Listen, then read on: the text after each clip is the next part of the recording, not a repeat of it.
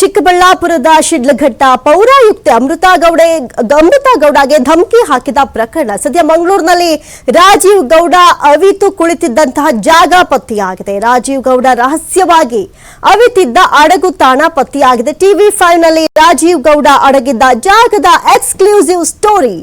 ಜೀಕ್ eco design store ನಲ್ಲಿ ಅಡಗಿದ್ದ ರಾಜೀವ್ ಗೌಡ ಮಂಗಳೂರಿನ ಪಚ್ಚನಾಡಿ ಸಮೀಪದ ಜೀಕ್ ಇಕೋ ಡಿಸೈನ್ ಸ್ಟೋರ್ 4 ದಿನ ಅಲ್ಲೇ ರಾಜೀವ್ ಗೌಡ ಅವಿತು ಕುಳಿತಿದ್ದ ಎನ್ನುವಂತ ಮಾಹಿತಿ ಗೊತ್ತಾಗ್ತಾ ಇದೆ. ಹಾಗಾದ್ರೆ ಇದರಿಂದ ಯಾವೆಲ್ಲ ಪ್ರಭಾವಿ ರಾಜಕಾರಣಿಗಳ ಅಥವಾ ಪ್ರಭಾವಿ ಉದ್ಯಮಿಗಳ ಸಹಾಯವಿತ್ತು ಅನ್ನೋದೇ ಸದ್ಯಕ್ಕಿರುವಂತಹ ಪ್ರಶ್ನೆ.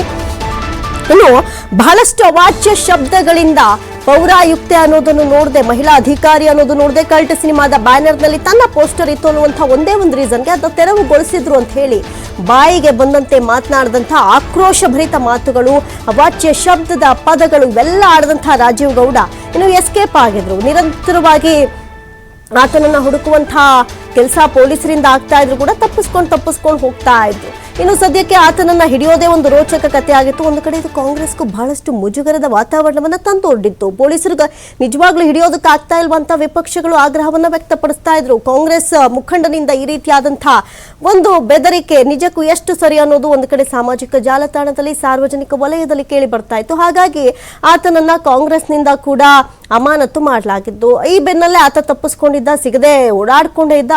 ಆ ಒಂದು ಹುಡುಕುವಂತಹ ಪ್ರಯತ್ನದಲ್ಲೂ ಕೂಡ ಪೊಲೀಸರು ಸದ್ಯಕ್ಕೆ ಸಫಲರಾಗಿದ್ದಾರೆ. ಆದ್ರೆ ಆತ ಮಂಗಳೂರಿನಲ್ಲಿ ಇದ್ದ ಅನ್ನುವಂತಹ ಒಂದು ವಿಚಾರ ಅಂತೂ 3-4 ದಿನಗಳಿಂದ ಓಡಾಡ್ತಾ ಇತ್ತು. ಎಲ್ಲಿದ್ದಾರೆ, ಈತನಿಗೆ ಸಪೋರ್ಟ್ ಮಾಡ್ತಾ ಇರೋರು ಯಾರು ಇರುವಂತಹ ಹಲವಾರು ಪ್ರಶ್ನೆಗೆ ಇದೀಗ TV5 ನಲ್ಲಿ ಎಕ್ಸ್ಕ್ಲೂಸಿವ್ ಆಗಿ ಉತ್ತರ ಸಿಕ್ಕಿದೆ. TV5 ನಲ್ಲಿ ರಾಜೀವ್ ಗೌಡ ಅಡಗಿದ್ದ ಜಾಗದ ಎಕ್ಸ್ಕ್ಲೂಸಿವ್ ಸ್ಟೋರಿಯನ್ನ TV5 ಬಿತ್ತರಿಸ್ತಾ ಇದೆ. ಜೀಕ್ ಇಕೋ ಡಿಸೈನ್ ಎನ್ನುವಂತಹ ಸ್ಟೋರ್ ನಲ್ಲಿ ಈ ರಾಜೀವ್ ಗೌಡ ಅಡಗಿದ್ದ. ಶಿಡ್ಲಘಟ್ಟ ಪೌರಾಯುಕ್ತೆಗೆ ಬೆದರಿಕೆ ಹಾಕಿದಂತಹ ಪ್ರಕರಣ, ರಾಜೀವ್ ಗೌಡಗೆ ಆಶ್ರಯ ನೀಡಿದಂತಹ ಉದ್ಯಮಿಯನ್ನ ಕೂಡ ಈಗ ವಶಕ್ಕೆ ಪಡೆದುಕೊಳ್ಳಲಾಗಿದೆ. ಮಂಗಳೂರು ಮೂಲದ ಉದ್ಯಮಿ ಮೈಕಲ್ ಸದ್ಯಕ್ಕೆ ಪೊಲೀಸರ ವಶದಲ್ಲಿ. ಪೊಲೀಸ್ ಅತಿಥಿ ಗೃಹದಲ್ಲಿ ಇದೀಗ ಇಬ್ಬರ ವಿಚಾರಣೆಯನ್ನ ನಡೆಸಲಾಗ್ತಾ ಇದೆ. ಪೊಲೀಸರಿಂದ ರಾಜೀವ್ ಗೌಡ, ಮೈಕಲ್ ಇಬ್ಬರನ್ನ ಕೂಡ ವಿಚಾರಣೆ ನಡೆಸಲಾಗ್ತಾ ಇದೆ. ಇತ್ತ ರಾಜೀವ್ ಗೌಡ ವಾಯ್ಸ್ ಸ್ಯಾಂಪಲ್ ಅನ್ನ ಕೂಡ ಸಂಗ್ರಹ ಮಾಡಿಕೊಳ್ಳಲಾಗ್ತಾ ಇದೆ. ಯಾಕಂತ ಹೇಳಿದ್ರೆ ಅವಾಚ್ಯ ಶಬ್ದಗಳ ಒಂದು ಆಡಿಯೋ ಏನ್ ವೈರಲ್ ಆಗಿತ್ತು, ಆ ಒಂದು ವಾಯ್ಸ್ಗೂ ಈ ಒಂದು ವಾಯ್ಸ್ಗೂ ಎಷ್ಟರ ಮಟ್ಟಿಗೆ ಸಾಮ್ಯತೆ ಇದೆ ಅನ್ನುವಂತಹ ನಿಟ್ಟಿನಲ್ಲೂ ಕೂಡ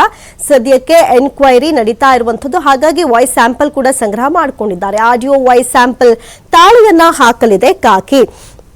ಇನ್ನು ವಾದ ಮಾಡಬಹುದು, ಆಡಿಯೋ ನಂದಲ್ಲ, ನಾನು ಮಾತೇ ಆಡಿಲ್ಲ ಅನ್ನುವಂತಹ ನಿಟ್ಟಿನಲ್ಲೂ ಕೂಡ ಮಾತನಾಡುವಂತಹ ಅಥವಾ ಆಕ್ಷೇಪವನ್ನು ವ್ಯಕ್ತಪಡುವಂತಹ ಸಾಧ್ಯತೆ ಇರೋದ್ರಿಂದ ವಾಯ್ಸ್ ಸ್ಯಾಂಪಲ್ಗಳನ್ನ ಕೂಡ ಈಗಾಗಲೇ ಪೊಲೀಸ್ ಕಲೆ ಹಾಕೊಂಡಿರುವಂಥದ್ದು. ರಾಜೀವ್ ಗೌಡ ರಹಸ್ಯವಾಗಿ ಅವಿತು ಕುಳಿತಿದ್ದಂತಹ ಜಾಗ ಕೂಡ ಇದೀಗ TV5 ಸ್ಕ್ರೀನ್ ನಲ್ಲಿ ಗಮನಿಸ್ತಾ ಇದ್ದಾರೆ. ನೀವು ಈತನಿಗೆ ಸಹಾಯ ಮಾಡಿದ್ರಲ್ಲ ಮೈಕಲ್ ಎಂಬಾತ ಉದ್ಯಮಿ, ಆತನನ್ನ ಕೂಡ ವಶಕ್ಕೆ ಪಡೆದುಕೊಳ್ಳಲಾಗಿದೆ.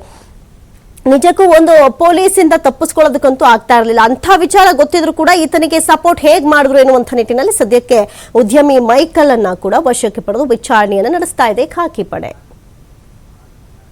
ಈ ಬಗ್ಗೆ ಹೆಚ್ಚಿನ ಡೀಟೇಲ್ಸ್ ಅನ್ನ ಕೊಡ್ತಾ ಹೋಗ್ತಾರೆ ದೂರವಾಣಿ ಸಂಪರ್ಕದಲ್ಲಿ ಪ್ರತಿನಿಧಿ ಆದಿತ್ಯ. ಆದಿತ್ಯ, ಗಮನಿಸೋದಾದ್ರೆ ಇನ್ನು ಈತನನ್ನ ಪೊಲೀಸ್ ಹುಡುಕ್ತಾ ಇದ್ದಾರೆ ಅಂತ ಗೊತ್ತು. ಅದರಲ್ಲೂ ಕೂಡ ಕಾಂಗ್ರೆಸ್ ಸರ್ಕಾರದ ಮುಖಂಡ ಅಂತ ಹೇಳ್ಬಿಟ್ಟು ಈತನಿಗೇನು ಎಕ್ಸ್ಟ್ರಾ ವಿಶೇಷತೆ ಏನಿಲ್ಲ. ಗೃಹ ಇಲಾಖೆ ಆಗ್ಲಿ, CM ಆಗ್ಲಿ ಬಹಳಷ್ಟು ಕೆಂಡಾಮಂಡಲರಾಗಿದ್ರು. ಆತನನ್ನ ಪಕ್ಷದಿಂದ ಕೂಡ ಅಮಾನತು ಮಾಡಲಾಗಿತ್ತು. ಸದ್ಯಕ್ಕೆ ಆತನನ್ನ ಈ ರೀತಿ ಸಪೋರ್ಟ್ ಮಾಡಿದ್ರೆ ತನಗೂ ಕೂಡ ತೊಂದರೆ ಆಗುತ್ತೆ ಅನ್ನೋದು ಆ ಮೈಕಲ್ ಗೊತ್ತಿರ್ಲಿಲ್ವಾ? ಸದ್ಯಕ್ಕೆ ಯಾವ ರೀತಿಯಾಗಿ ವಿಚಾರಣೆ ನಡೀತಾ ಇದೆ, ಮುಂದಿನ ಪ್ರೋಗ್ರೆಸ್ ಹೇಗಿರುತ್ತೆ ಈ ಒಂದು ಪ್ರಕರಣದಲ್ಲಿ ಅಂತ? ಅಮೃತ, ಹೌದು. ಈಗ ಈ ಮೈಕಲ್ ಅನ್ನುವಂಥವರು ಮಂಗಳೂರಿನ ಪಚ್ಚನಾಡಿಯಲ್ಲಿ ಅವರದೊಂದು ಫಾರ್ಮ್ ಹೌಸ್ ಇದೆ. ಅಲ್ಲಿ ವುಡನ್ ಎಕ್ವಿಪ್ಮೆಂಟ್ಸ್ ಗಳನ್ನ ಕೂಡ ಅಲ್ಲಿ ಮ್ಯಾನುಫ್ಯಾಕ್ಚರ್ ಮಾಡ್ತಾರೆ. ಸೊ ಇಲ್ಲೇ ಆತ ಅವಿತಿದ್ದ. ರಾಜೀವ್ ಗೌಡ ಸುಮಾರು 2-3 ದಿನಗಳ ಕಾಲ ಇಲ್ಲೇ ಆತ ಅಡಗಿ ಕೂತಿದ್ದ ಅನ್ನುವಂತ ರೀತಿಯ ಮಾಹಿತಿಗಳು ಈಗ ಹೊರಗೆ ಬರ್ತಾ ಇದೆ. ಸೊ ಮಂಗಳೂರು ಭಾಗದಿಂದ ಆತ ಎಸ್ಕೇಪ್ ಆಗುವ ವೇಳೆಯಲ್ಲಿ ಕೇರಳದಲ್ಲಿ ಆತನನ್ನ ಪೊಲೀಸರು ಬಂಧನ ಮಾಡಿದ್ರು. ಮೈಕಲ್ ಅನ್ನುವಂಥವ್ರು ಆತನಿಗೆ ಇಲ್ಲಿ ಆಶ್ರಯ ನೀಡಿದ್ರು. ಅವರಿಗೆ ಸಂಬಂಧಪಟ್ಟ ಫಾರ್ಮ್ ಹೌಸ್ ಇದು. ಸೊ ಅವ್ರನ್ನು ಕೂಡ ಈಗ ವಶಕ್ಕೆ ಪಡೆದು ವಿಚಾರಣೆಯನ್ನ ಮಾಡಲಾಗ್ತಾ ಇದೆ. ಸೊ ಈ ಮೈಕಲ್ ರಾಜೀವ್ ಗೌಡನ ಮೇಲೆ ಇಂಥ ಗಂಭೀರ ಪ್ರಕರಣ ಇದೆ, ಇಂಥ ದೊಡ್ಡ ಆರೋಪ ಇದೆ, ಓರ್ವ ಮಹಿಳಾ ಅಧಿಕಾರಿಗೆ ನಿಂದಿಸಿದಂತಹ ಒಂದು ವಿಚಾರ ಏನಿದೆ ಸಂಬಂಧಪಟ್ಟ ಹಾಗೆ ರಾಜ್ಯವ್ಯಾಪಿಯಾಗಿ ಒಂದು ಚೀಮಾರಿ ಹಾಕ್ತಾ ಇದ್ದಾರೆ. ಇವನ್ ಕಾಂಗ್ರೆಸ್ ಪಕ್ಷದ ಪ್ರಮುಖ ನಾಯಕರು ಕೂಡ ಆತನಿಂದ ಅಂತರವನ್ನ ಕಾಯ್ದುಕೊಂಡಿದ್ದಾರೆ, ನಮಗೂ ಆತನಿಗೂ ಸಂಬಂಧನೇ ಇಲ್ಲ ಅನ್ನುವಂತ ರೀತಿಯಲ್ಲಿ ಬಿಹೇವ್ ಮಾಡ್ತಾ ಇದ್ದಾರೆ.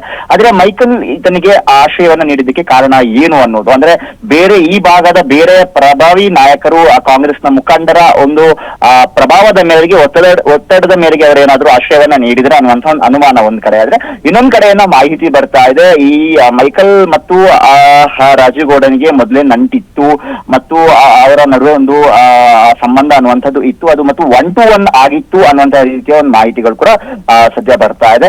ಆ ಕಾರಣಕ್ಕೋಸ್ಕರ ಆತನಿಗೆ ಅವರು ಆಶ್ರಯವನ್ನ ನೀಡಿದ್ದಾರೆ. ಬಟ್ ಯಾವಾಗ ಆತ ಈ ಪಚ್ಚನಾಡಿ ಭಾಗದಲ್ಲಿ ಅವಿತು ಕುಳಿತಿದ್ದಾನೆ ಅಂತ ವಿಚಾರ ಪೊಲೀಸರಿಗೆ ಗೊತ್ತಾಗುತ್ತೋ, ಸೊ ಅವರು ಇಲ್ಲಿ ಅದನ್ನ ಪತ್ತೆ ಹಚ್ಚೋದಕ್ಕೆ ಬರ್ತಾರೆ ಅನ್ನುವಂತ ಮಾಹಿತಿ ಅವರಿಗೆ ಇಲ್ಲಿ ಸಿಗುತ್ತೆ. ಸೊ ಇಲ್ಲಿಂದ ಅವರು ಎಸ್ಕೇಪ್ ಆಗ್ತಾರೆ. ಮಂಗಳೂರು ರೈಲ್ವೆ ಸ್ಟೇಷನ್ ಮೂಲಕ ಅವರು ಕೇರಳಕ್ಕೆ ಹೋಗುವಂತದ್ದು ಕೂಡ ನಡೆದಿತ್ತು. ಸೊ ಈಗ ಪೊಲೀಸರು ಮೈಕಲ್ನ ವಶಕ್ಕೆ ಪಡೆದು ವಿಚಾರಣೆಯನ್ನ ಮಾಡ್ತಾ ಇದ್ದಾರೆ. ಸೊ ಯಾವ ಕಾರಣಕ್ಕೋಸ್ಕರ ಆಶ್ರಯವನ್ನ ನೀಡಿದ್ದಾರೆ ಮತ್ತು ಅದವರ ಸ್ವಂತ ನಿರ್ಧಾರನ ಬೇರೆ ಯಾರ್ದಾದ್ರೂ ಅದಕ್ಕೆ ಕುಮ್ಮಕ್ಕು ಇದೆಯಾ, ಸೊ ಈ ಎಲ್ಲಾ ಆಯಾಮದಲ್ಲೂ ಕೂಡ ಈಗ ತನಿಖೆ ಮುಂದುವರಿತಾ ಇದೆ. ಇದು ಎಕೋಸ್ಟೇ ಅನ್ನುವಂಥದ್ದು ಝೇಕ್ ಅನ್ನುವಂತ ಹೆಸರಿರುವಂತಹ ಒಂದು ಫಾರ್ಮ್ ಹೌಸ್. ಇದು ಮೊದಲಿದ್ದು ರೆಸಾರ್ಟ್ ಮಾದರಿ ಇತ್ತು ಅನ್ನುವಂತ ಮಾಹಿತಿ ಕೂಡ ಇದೆ. ಇನ್ನೊಂದ್ ಕಡೆಯಿಂದ ಇಲ್ಲಿ ಈ ಪೀಠೋಪಕರಣಗಳು, ಮರದ ಪೀಠೋಪಕರಣಗಳ ಒಂದು ಮ್ಯಾನುಫ್ಯಾಕ್ಚರಿಂಗ್ ಕೂಡ ಅಲ್ಲಿ ನಡೀತಾ ಇದೆ. ಇನ್ನೊಂದ್ ಕಡೆಯಿಂದ ಫಾರ್ಮ್ ಹೌಸ್ ರೀತಿಯಲ್ಲಿ ಬಹಳ ವಿಶಾಲವಾಗಿದೆ ಮತ್ತು ಲಕ್ಸುರಿಯಸ್ ಆಗಿಯೂ ಕೂಡ ಇದೆ. ಸೊ ಇಲ್ಲೇ ಆತ ಆಶ್ರಯವನ್ನ ಪಡೆದಿದ್ದ ಈಗ ಸದ್ಯ ಈ ಮಾಹಿತಿ ಬೆಳಕಿಗೆ ಬಂದಿದೆ. ಸೊ ಈಗ ಮೈಕಲ್ ವಶಕ್ಕೆ ಪಡೆದ ಬಳಿಕ ಅವರು ಯಾರ ಹೆಸರನ್ನ ಬಾಯಿ ಬಿಡ್ತಾರೆ, ಒಂದಿಷ್ಟು ಈ ಭಾಗದ ರಾಜಕಾರಣಿಗಳ ಮೇಲೂ ಕೂಡ ಅನುಮಾನ ಇತ್ತು, ಊಹಾಪೋಹಗಳು ಇತ್ತು. ಸೊ ಅದೆಲ್ಲದಕ್ಕೂ ಕೂಡ ಪುಷ್ಟಿ ಸಿಗುತ್ತಾ ಅಂತ ನೋಡ್ಬೇಕಾಗಿದೆ ಅಂತ. ಥ್ಯಾಂಕ್ ಯು ಆದಿತ್ಯ ತಮ್ಮೆಲ್ಲ ಮಾಹಿತಿಗಾಗಿ.